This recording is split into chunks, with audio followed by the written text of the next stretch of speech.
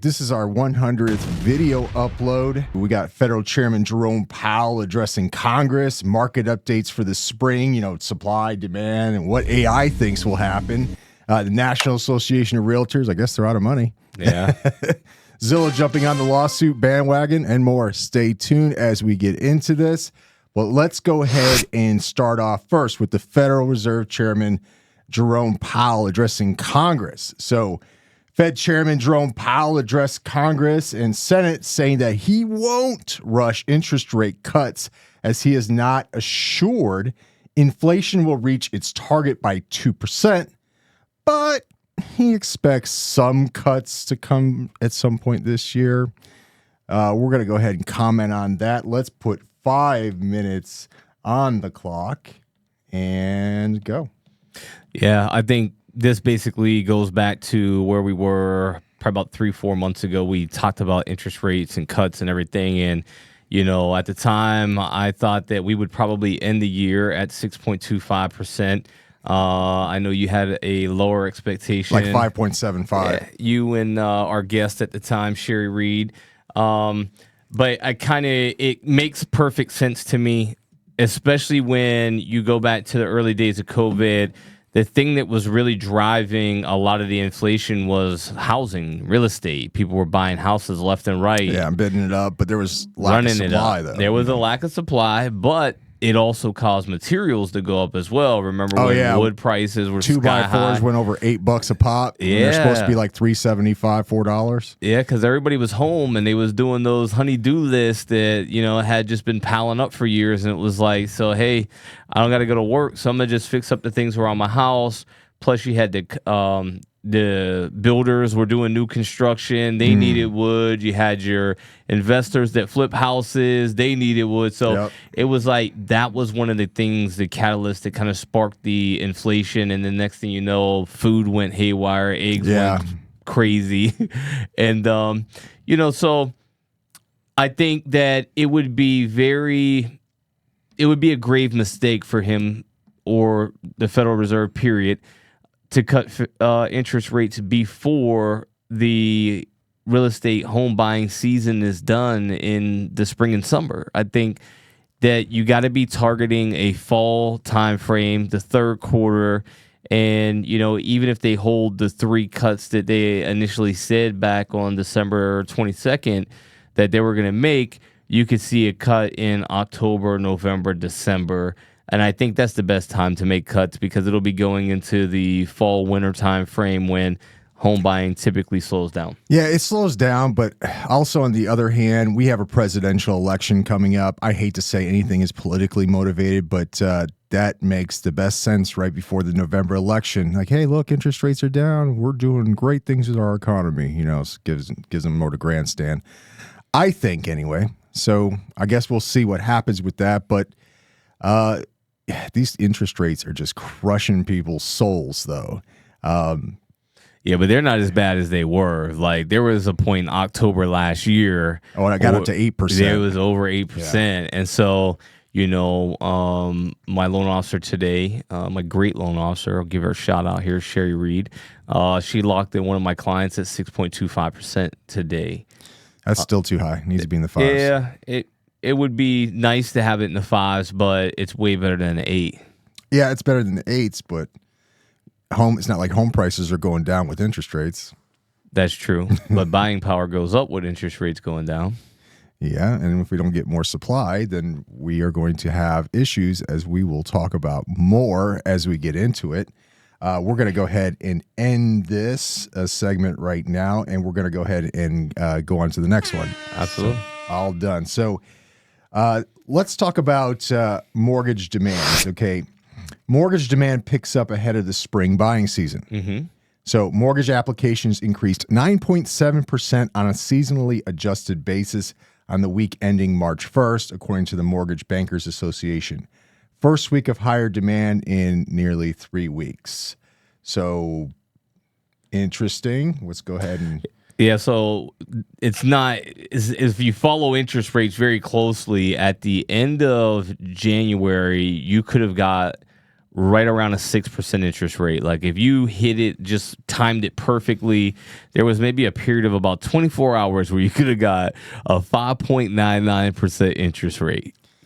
And then the January jobs report came out smoking hot the first Friday in February, and that sent interest rates soaring back over 7% for the remainder of the month of February.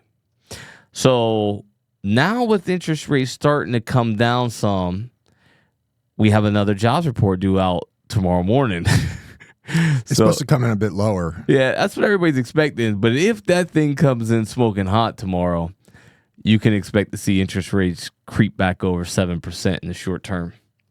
I don't know what I think about the jobs report. I'll just leave that alone because somehow it doesn't make sense to me when I'm seeing tech sector lay off and I'm seeing other sectors laying off people. So I'm like, okay, what sectors left for these jobs that are coming out of nowhere? Yeah, but I think really what's happening is they may be getting laid off with one company that's laying people off, but they're just ready. They're able to go to somewhere else and fill another job because the number of jobless claims has not increased week over week. And those numbers are tracked on a weekly basis. So therefore, we should probably see a jobs report tomorrow that is uneventful for the most part. It's going to probably come right in line with what all the expectations are. The thing that you want to watch, though, is the wages. For January, it was up 0.06%, and they really want to see somewhere right around a 0.02%. If wages are up, that means more money is going into the consumer's hands, which then could drive up the price of normal everyday things. I'm curious if these, like so many jobs are added to the economy or so many jobs unfilled in these reports, I imagine. What if a lot of people are entrepreneurs? Is that even going to correlate? Because you got a lot of people doing Lyft and they doing little side businesses for themselves that they made it full time, selling, be a retailer on Amazon. Well, I think that's the reason why, for the most part, everyone for the longest time was trying to figure out why there were so many jobs that were vacant. And was going into it for themselves. Everyone was going into being in business for themselves. They had their hustle. And, if you remember back in 21, maybe even 22, the common thing on all the social platforms is like, what's your side hustle? What you grinding, what you doing, what's the other thing that you're doing, job number 2, right? So I think job number 2 became job number 1. That's right. For a lot of people, it did. And there are a lot of people who are now their own boss and they're working for themselves. And that's great for those people who want that. But I think that's the reason why there were so many vacancies and you had a large number of vacancies. And even right now, when a company lays off, there are jobs that people can go fill. Yeah, let's get into the next segment because I know we talked a little bit about the mortgage applications being up, Yep. So the appetite for debt is there. So let's go on to the next segment and talk about the supply. Get a second air horn there. So U.S. housing market short 7.2 million homes, according to Realtor.com. Depends on where you go to get this information. The amount of homes short in the U.S. seems to increase and decrease depending upon what source. I've seen it much higher. But U.S. Housing market is short 7.2 million homes, according to Realtor.com's latest housing market analysis. Nearly 18 million households have been formed over the past decade. However, only 10 million single-family homes were constructed during the same time period. It could take until 2029 for builders to close that gap. Now, we've already talked and had a conversation with builders about the supply, so let's go ahead and put 5 minutes on the clock and get right into it and go.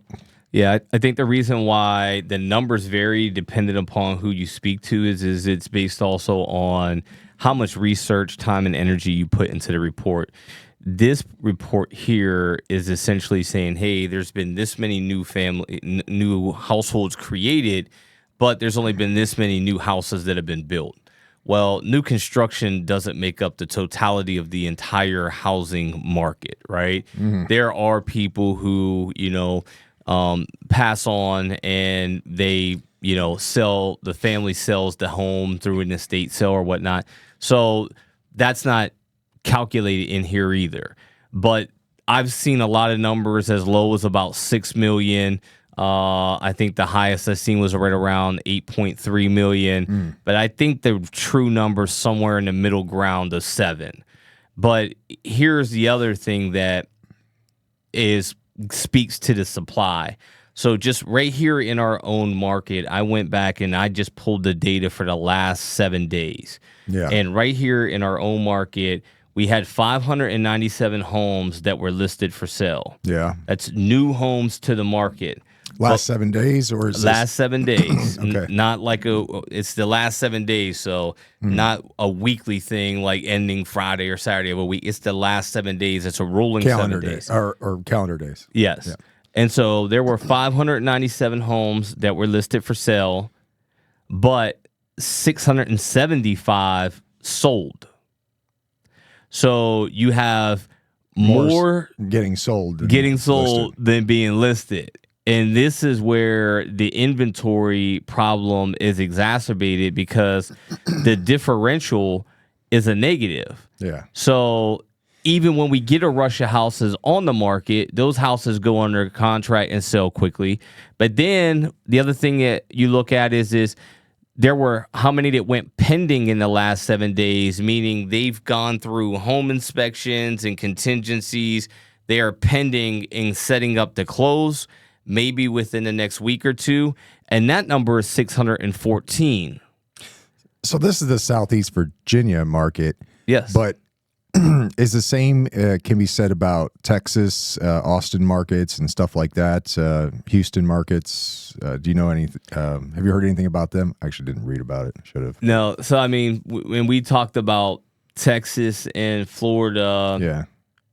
2 weeks ago, I think it was, during the insurance one, Texas and Florida is an anomaly situation going on right there. There's people moving out of Florida because they can't get homeowners insurance. Oh, yeah, that's right. People That's who right, were trying to buy houses in Florida can't get insured to buy a home in Florida. Yeah. So because of all the weather. Exactly, all the disasters. So I've actually been speaking more to people when they look along the East Coast and they say, okay, I still want to be in a beach environment, a warm beach environment, and you look up the coast, you got Myrtle Beach, and you got the Outer Banks in North Carolina, and then you got Virginia Beach. Us, yeah. And so when people look, Virginia Beach is more attractive for a lot of people. Now, I'm sure Myrtle Beach area is probably getting somewhat of a spike in people moving there as well, as well as the Outer Banks. So I think that there are a lot of markets that are still doing well, but there's always going to be markets that aren't doing well.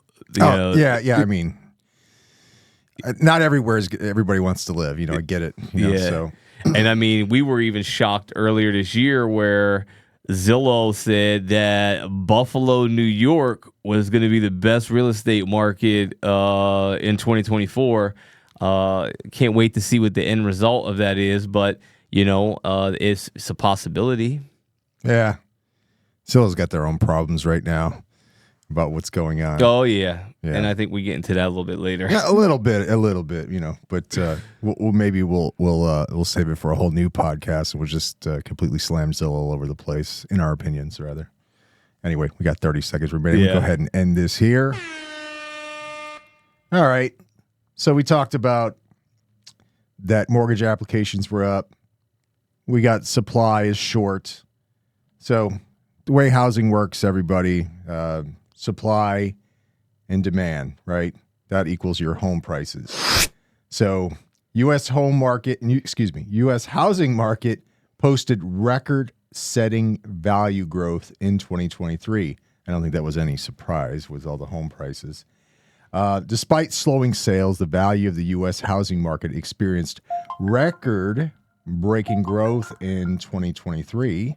According to Redfin's latest housing report, the total value of 90 million U.S. homes rose from 45.1 trillion in December 2022 to 47.5 trillion in December 2023, a 5.3% annual difference. The average U.S. homes value jumped 4.30% year over year to 495,183 in December. That's below the second and third quarters of 2022 and 2023 when the average home value surpassed 500 grand, meaning homes purchased during either of those quarters have depreciated. There was a little bit of a drop of the average price nationwide, but we'll see how the spring market with that. We just talked about the supply and demand.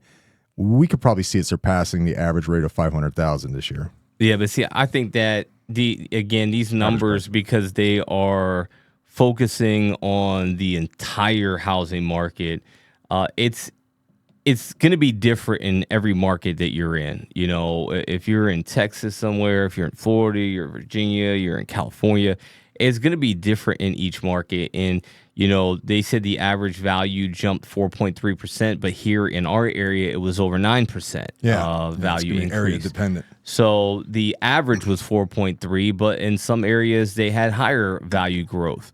So it is going to be different. And there are some of the areas, some of the cities in where we're at, that are well over $500,000 for the median home sales. Yeah.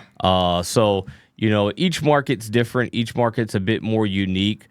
I would say that if you are going to be shopping for a home, it's no longer going to be about the location. It's going to be more about the price. Right. Yep. And actually, we'll go ahead, and that's the next segment. We'll go ahead and kill this one here. Yeah. But yeah, price, not location, the most important. You know, the first rule of real estate, location, location, location. But now it seems to be price, price, price. Recent survey conducted by Coldwell Banker, 56% of the respondents said price was the most important factor for respondents when buying a home. Well, you know what? I kind of want to unpack that just a little bit, even though that was just a very brief statement. But let's think about this. If locations such as like near water, great schools, you know, close to shopping, restaurants, you know, all that stuff, that was used to be the quintessential most important part for most buyers. But now they're looking at price. So, you know what? You know, maybe there's other location, not so good as schools that you wanted so much, looks a little bit better just because of the price. I think what we're going to end up seeing is a lot more gentrification happening to neighborhoods, which is going to really affect those with low income pretty bad, I think, possibly. Potentially. There is some potential there. It's just that there has to be some other catastrophic catalyst that brings home values down. That's the reason why real estate is one of the best investments that anyone can do. And, you know, I remember a book that I read once, Everyday Millionaires. Yeah. And it would talk about how people who worked 9-to-5 jobs, they were, you know, millionaires, but they were mostly millionaires because of the equity they had built up in their homes. And we've mentioned here on the show several times, like 60% of all the houses in the United States are owned free and clear, no mortgage on them. So for those people who own those houses free and clear, would you consider those assets? They are. You know what's funny? You got people like, is it Grant Cardone and Robert Kiyosaki saying the home you live in is not an asset, it's a liability because it doesn't make you any money. It just costs you money. Well... I'm tired of seeing those stupid posts on social media on that and everything. I was like, in what way? If you were renting a stupid apartment, it's not making you any money either. Yeah. It's somewhat of an oxymoron statement. But those guys have primarily rentals. Exactly. So they're going to be pushing rentals hard. Yeah. They want you. They want this to be a nation of renters. Yeah. Because they're so heavily invested. They're institutional invested. buyers. Yeah, they are essentially institutional buyers. They're so heavily invested in multifamily and rental properties, apartment complexes, that they need people to be renters. Yeah. But at the rate at which homes are, or the price of homes are going, you know, there's a possibility that people won't be able to buy a home and they will be forced to rent. Yeah. And until some big catalyst happens that forces people to start selling homes a lot, could stay like this for a while. Yeah, well, it will, because we're going back to the supply and demand topic. But we have the United States, and I'm gonna get stupid political on this, but it doesn't matter what the politics are at the border. We got a lot of people coming in. Yes, they got to have a place to live. Where are they going to live? Yeah. Okay, it's going to have to be either rentals, either the government's paying for it, somebody's paying for it, they're paying for it themselves, whatever. We already had a low housing supply before the border crisis that's happening right now that you hear a lot in the news. So I wonder what that's going to do long term to the housing market as well. Is that going to have a significant impact? 100% it will. Because we can't build houses fast enough, and we can't build them affordable. It has so affordable homes are going to run out, big time. They're not even here anymore. Like you find affordable homes like sparingly, and it's usually the ones that need updates, need repairs, the desperate repairs. Yes. We're not talking like little things here. Yes. So, but with more people coming in and not being able to build houses fast enough, the people coming here need somewhere to live. Yeah. And so they're going to find somewhere to live. It might be, multi-family, multi-generational in one house. Yeah. But they're going to figure it out. And, it's definitely a political hot button topic that it's not what we want to talk about. No, I mean, it's not what we want to talk about, but they need some place to live. It's real estate. Yeah. I don't want to touch on politics too much, but it's really going to be an issue. It is. Yeah. So yeah. Anyway, speaking of issues, we'll go ahead and end this segment here. National Association of Realtors. Let's talk about them, because I personally despise that organization. I think it's a racket. That's my opinion. I will go ahead and digress, but. National Association of Realtors, brokerages, and MLSs are now on their own. Dog eat dog world now. NAR commission suit insurance coverage ran out some time ago. The National Association of Realtors hit its maximum insurance coverage limit of $1 million for claims related to the antitrust commission suits some time ago. The trade group told its local and state association executives in an email. This means there are no funds under NAR's policy available to pay for the cost of defending the dozens of realtor associations or multiple listing services who have been sued in such suits nationwide. So we know about the National Association of Realtors, the commission lawsuit, Department of Justice bringing it down their neck to decouple commissions, and MLSs might be getting sued now, and other brokerages are getting sued. So they're ran out of their lawsuit insurance money, and they're basically like, hey, I know for decades you guys have been paying us dues religiously, and when it's our time to come and serve you, we don't have that much money anymore. Sorry guys, thanks for paying. What have they been doing all this money lately? I'm going out to a lot of lunches, paying off politicians. What have they been doing? Yeah. But we already talked about this. we knew this was going to happen. We looked into it back in November when the lawsuit was filed. We seen they had $3.3 billion worth of assets on hand. And I think even last week we touched on it, where we could literally see a scenario where the NAR and the MLSs become insolvent. Yeah, I really think National Association of Realtors will become insolvent, because I think the last time what we were reading about the total assets of NAR, somewhere around $1 billion in assets. 3.3 billion.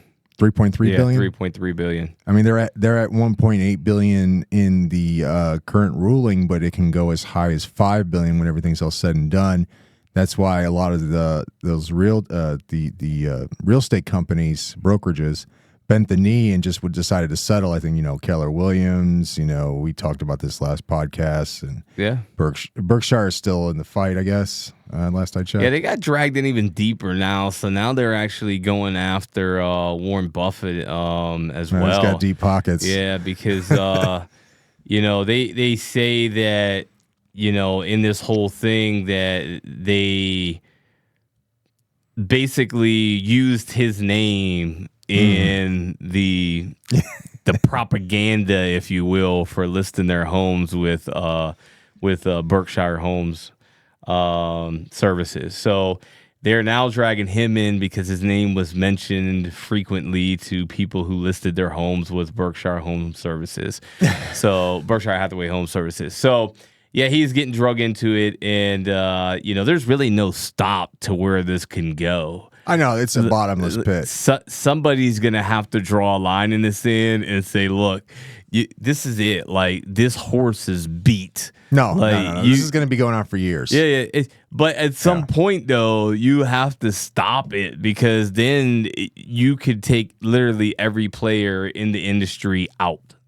No, because you have a lawsuit that sets a precedent. I'm not a lawyer, but I'm just kind of assuming how this works, right? For example, the Sitzer-Burnett versus NAR, that precedence has been established. Yeah. So now they all have to do, even if it's similar, a lawsuit that's similar to that's already a precedent. All that lawyer really has to do is argue on whatever point he's arguing on, whatever that is being sued for, and that sets a new precedent. And then the other one sets a new precedent, and a new precedent, and a new precedent. This is a wheel. Yeah, but it's not going to stop. Yeah, it has to, because what is this? What did I say last one? 45 trillion. Once the NAR is bled dry and they're defunct, insolvent, then they can't be sued anymore because there's nothing left to them, right?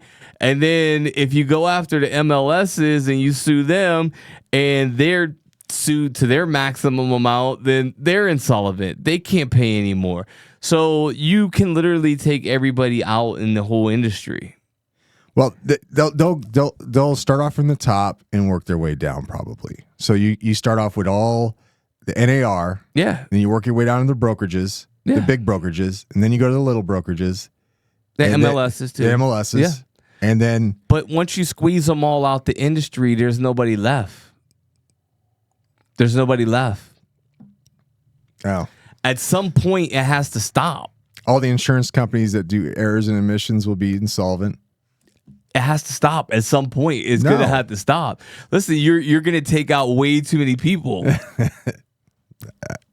You're going to take out way too many people. You're going to tell attorneys, to have a heart and put brakes on it at some point. They're not going to. Yeah, they're not going to. But eventually, the money is gone. You can't get money from nothing. So yeah, you start seizing personal assets. They might even go to the agents. But look, if they go to the National Association of Realtors, probably the biggest person that they could tackle, and they bleed them dry, they're done, right? So now, does it make it worth it for the attorneys to even argue? Because as we said, they get 33 to 40% of the purse on every lawsuit. So at that point, if they're coming after smaller brokerages, is it even worth it for them to even fight that battle? Maybe not the big time firms, but the little firms, sure. They don't have much money. What are you going to get from them? Doesn't matter if it's $1,000. No, it will matter, because you can't get a whole group of people around to try to get $1,000 in a class action lawsuit that the attorneys are going to take 40% of it. I don't know, man. I'm just assuming it's not going to stop, because why would you? Oh, it's going to stop at some point, because it's not going to be worth it anymore. Yeah. The attorneys got their big purse. They got their $400 million. Yeah, but the little attorneys didn't get their purse. Yeah, that's fine. But eventually, once the money is gone from the big players, it doesn't make sense to argue it to get a smaller amounts of money. We're way past time, but we're going to go ahead and end this right here. Zillow. We're just talking about Zillow. So they jumped on the lawsuit bandwagon as well. Yeah. So MLS is pushed to dismiss antitrust charges from Zillow and ShowingTime. So two multiple listing services, the MLS, accused Zillow of violating. Excuse me. Let me say that again. Two multiple listing services accused by Zillow of violating antitrust law in a lawsuit filed by the listings giant have filed a motion to dismiss the suit, arguing that Zillow has failed to prove their claim of monopoly activity and that the company is using antitrust law to attack a competitor. I guess Arizona Regional MLS, ARMLS, and MLS Incorporated Metro MLS filed the motion to dismiss on Tuesday in federal court in Arizona, requesting that the complaint be dismissed with Prejudice. Okay, Zillow's antitrust charges stemmed from accusations that Arizona Regional MLS and Metro MLS conspires to restrict access to Zillow's home showing management platform known as ShowingTime in their markets in favor of the showing platform Aligned Showings, which was launched last year by MLS Aligned, a consortium of the multiple listing service. So this is interesting. So we know So for everybody out there that don't know what ShowingTime is, Zillow bought this company called ShowingTime, right? And 21. Yep. And basically what that is it's a scheduling app that allows agents to schedule home showings with each other, and it gets sent to a home seller and they can approve or disapprove. That's pretty much what it is. That's it. So I guess Arizona MLS came up with their own. Was it Arizona MLS? Yeah. Yeah. Came up with their own version of ShowingTime. Mm-hmm. And Zillow's mad about it. What? Yeah. I mean, they can't necessarily say that they're restricting access to it, because as long as Zillow has access to the MLS to put the MLS listings on its website, ShowingTime is already embedded into Zillow's website. Yeah. That's kind of what that is down there when it says request a tour at this day, this time. In the event that it's a for sale by owner and somebody clicks that button, it's going to go through ShowingTime and it's going to go to the for sale by owner person. Right. So it's a moot point for them to argue it and say that they're restricting access, because no, you have it on your website. You have it on your Zillow's website. ShowingTime's embedded into it. But what they want is they want the agents to have access to it, so that way that they can buy a subscription. ShowingTime's not free. There's a service. Oh yeah, I remember that. It's a subscription-based service. Yes, and so Zillow bought ShowingTime because ShowingTime was essentially a monopoly in most markets. There were no competitors. Mm-hmm. So for them to argue that, they're trying to create a monopoly, an antitrust on the showing ability for houses, what about all the agents that don't use ShowingTime? Yeah, I don't use ShowingTime. You can't say that there's some type of antitrust going on when the percentage of people who use a ShowingTime service like that is small. Can't say it's a monopoly because most agents elect not to use it whenever they can use it, so it's not a monopoly. Yeah. And this is what they're trying to do. But there are a lot of markets where ShowingTime does have a monopoly in the sense that they're the only service provider that covers that market. So Zillow's got to tread carefully here, because someone could countersue them or someone could sue them and say, no, you have a monopoly, or they can copycat with the intent of then suing them, saying that Zillow's trying to lock them out that market. So careful what precedents you set. Exactly. And, there are a lot of different things that, Zillow has on its plate right now. Yeah. And I don't think that they should be worried or focusing on this. If you're an exec at Zillow, you should let this one go, because this battle's not worth fighting. You got a lot of other battles to fight, and that surrounds. You got Homes.com chomping on your fins. Homes.com coming for you. They're gunning for you. Their sole purpose in life is to overtake Zillow. They made that publicly known. Yes, they made no bounds about it. They said we're coming right at them. That's one, but two, Zillow's main source of income is under attack in the form of commissions being decoupled. Yep. And if that happens throughout the country, well, Zillow is in big trouble. You think that stock will crash as soon as that happens? 100% will. Oh, wow. 100% Better will. offload that Zillow stock, yo. Yes. And there's a few others since we're on it, right? So we can, I don't know that we got this in here. Next is housing prediction. So look, we could talk about some of the other ones, right? So like even EXP Realty, right? Yeah. With all that sexual assault lawsuits and stuff that's going on there. They got all that craziness going on, but that's kind of like the catalyst that's driving the other things that's happened. So in the EXP ended the third quarter 23 up $12 million, and then in the fourth quarter of 23 lost $21.2 million to end the year with a negative $9 million in revenue. On top of that, they have all these allegations of sexual assault, sexual harassment type stuff, and then 2,000 agents left EXP in the fourth quarter of 23. Now, I went to school for leadership, got an MBA in leadership, and all of these things are red flags that there's some internal turmoil happening inside that company for that level of items to happen. And then Remax lost $69 million for the year of 23, posted a net negative $69 million. Not including that lawsuit that they have to pay out that they settled? No. Oh, God. Goodbye, Remax. So, but it kind of, again, it goes back to all of these things is like, listen, if you invest in stocks and you're in the stock market and you're a smaller independent investor, you probably want to stay away from some of the household names that are publicly traded on the stock market. A lot of them are based on a structure. Their business model is based on a structure where the brokerage gets 30% of the commissions from each individual agent. And so that 30% goes to the brokerage and that funds their operations. In an environment where commissions are decoupled and buyers agents may start getting less money, that's going to tighten the purse straps for them. Yeah.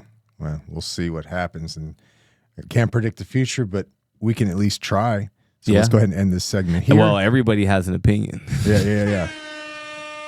Next segment, we're going to talk about predictions. Actually, first, we asked AI's prediction for 2024. So we asked ChatGPT, what are the predictions for the 2024 housing market, since we just basically are about to close out the first quarter of 2024. So some predictions include continued growth in home prices, increased demand for affordable housing options, a rise in remote work influencing where people choose to live, and potential shifts in interest rates impacting mortgage rates. Additionally, there may be a focus on sustainability and energy efficiency in new housing developments, as well as advancements in technology impacting the way homes are bought and sold. It's important to keep an eye on current trends and consult experts for more specific predictions for the 2024 housing market.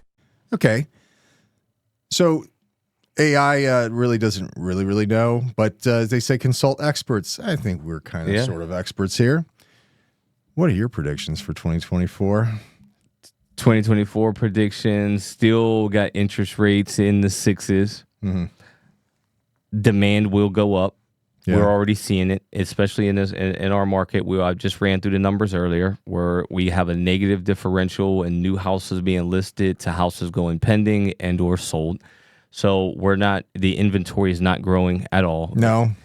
And with all of that said, the price of homes will continue to grow at a rate that hasn't been seen in maybe ever.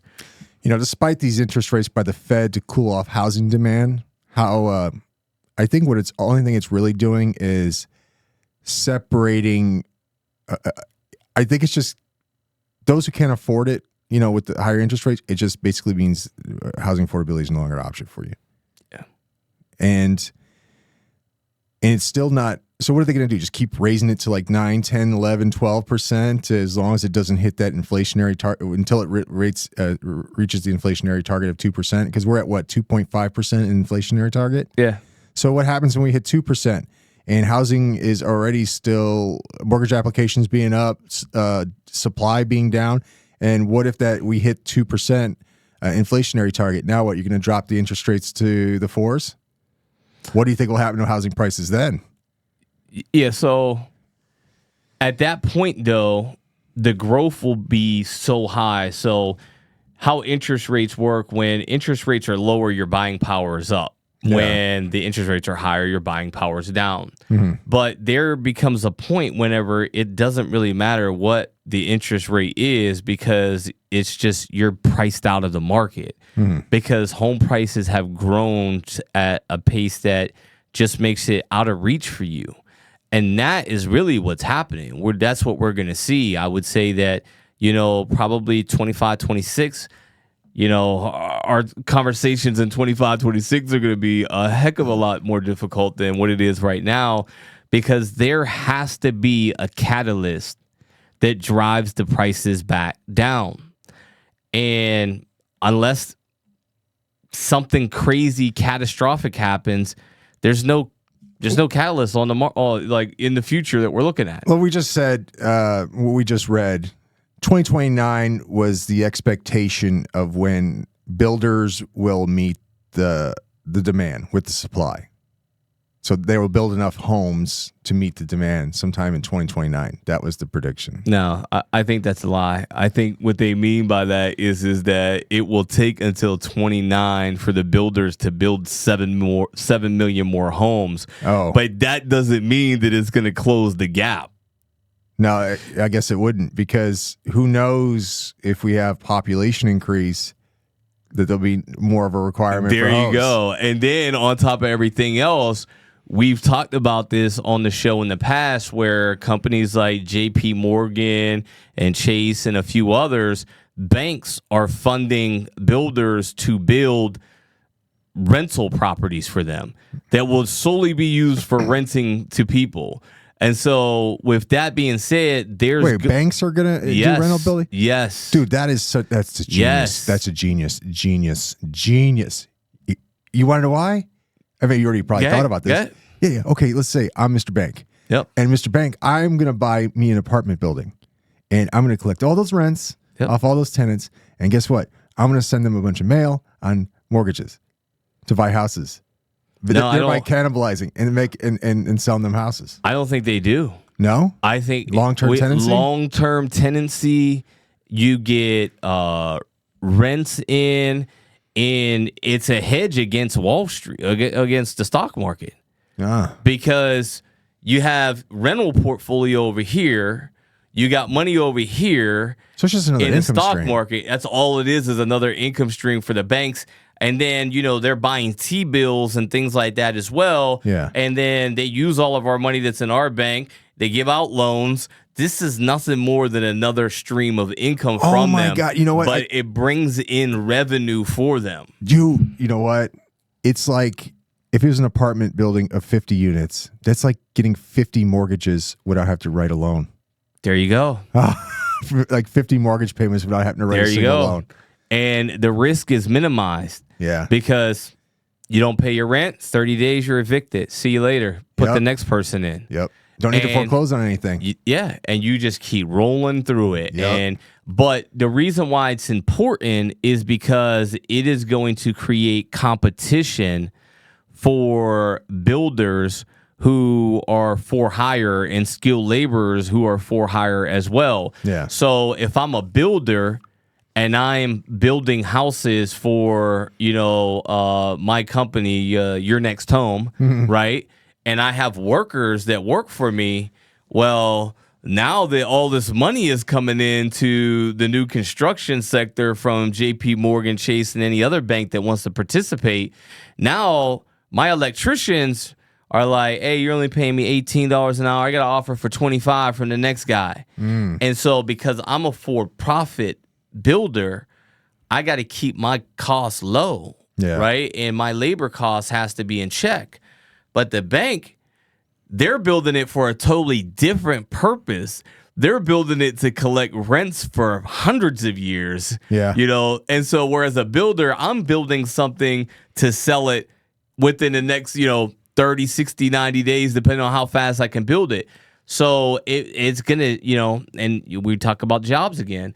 You're going to have inflation in jobs in the labor because you're going to have companies and banks that are looking to tap into this income stream of building rental properties, 50, 60, 100 rental different, units, apartment complexes.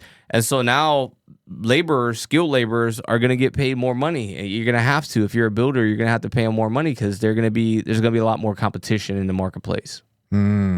So if you're out there and you're looking to yourself and you're a young person, you're like, hey, should I go to college or should I get a trade? Get the trade, skip the college. Yeah, that's what I think too. College is having, between Josh and I, we get more degrees than a thermometer. Yep. But we don't, how often, I can't think of how often we actually use our degrees. But you don't need them as like you used to. That wasn't the key to success. All that means is not guaranteed success. It's just guaranteed debt. Yes. which is also another income stream for the banks. Yeah, absolutely. For life, because you'll never pay off those loans. Yeah.